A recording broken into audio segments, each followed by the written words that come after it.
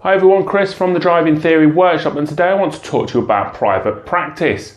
Now, private practice is when you go out in your own car with a parent or a friend. Now remember that parent or friend must be aged over 21 and have held a driving license for at least 3 years. But is private practice a good idea?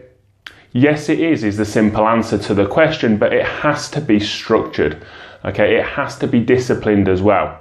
What we don't want to see as driving instructors is people going away, doing private practice and coming back with techniques that they've learned from a parent who isn't a qualified driving instructor and is teaching things from years ago when they passed their driving test.